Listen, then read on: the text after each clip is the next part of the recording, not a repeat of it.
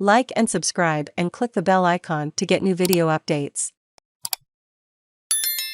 What to stream this weekend? Space Force. Jeen Yuhs from major Netflix releases like The Return of Space Force plus a Kanye West docuseries, and the return of fan favorites across other streamers like Amazon and AMC+. We got you covered on all the newly available content worth streaming on the major platforms this weekend. New titles below span Netflix, Amazon, Apple TV+, BritBox, and more. Space Force, Season 2. If We Being Generous, Netflix Steve Carell-led workplace comedy about the new branch of the military created by the Trump administration, Space Force, was still finding its rhythm in Season 1. It was released in 2020, a few months into the pandemic, and critics promptly skewered it. But it's hard to know if a lot of the panning wasn't largely a knee-jerk aversion to anything that even remotely has Trumpian fingerprints on it. And while it didn't really feel like the ideal time to be poking light-hearted fun at a weird new branch of the federal government, in those first pre-vaccine months of COVID-19, perhaps the show's sophomore season, which arrives on Netflix this weekend, will find a more receptive audience. And maybe it can even build on the bright spots from last time around, because they definitely were there. Netflix Space Force essentially transposes the real-world establishment of this military entity that nobody seems to really understand anyway into the strictures of a half-hour comedy. The show is the brainchild of Carell and Greg Daniels, comedy vets who last worked together on NBC The Office. And that's important to point out, because Space Force definitely has that Dunder Mifflin flavor of dry humor running throughout it. Am I going to reabsorb your budget like the world's most useful tampon? Heat generals are like cheap enchiladas, you end up paying for it on the back end. Even to the point of Carell General Mark Need almost feeling like the gravelly-voiced older brother of Dunder Mifflin regional manager Michael Scott.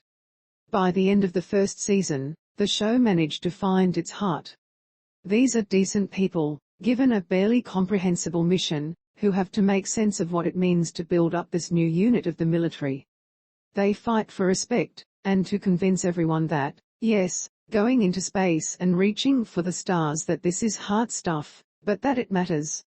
In Season 2, General Need Space Force picks up right where it left off, only this time they have to prove themselves to, wink wink, a new administration.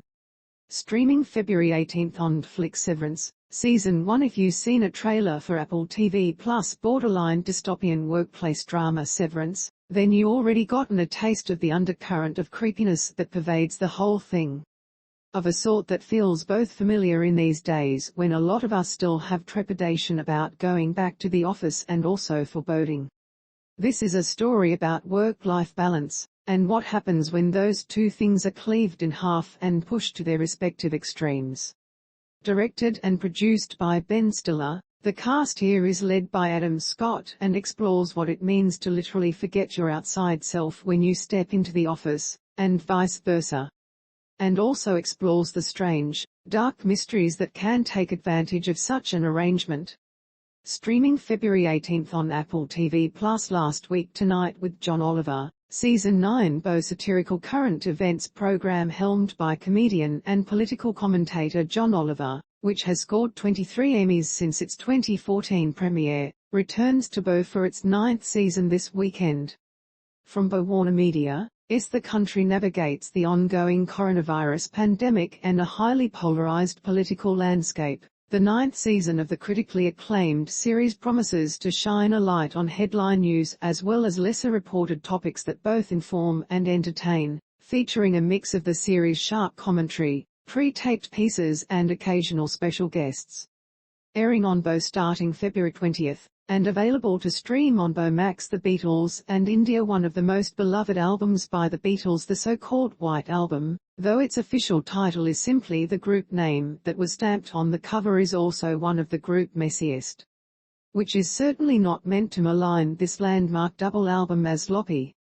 Rather, that's simply a reflection of the fact that this is a sprawling set of songs which featured the group for the first time working mostly as individuals rather than a cohesive single unit.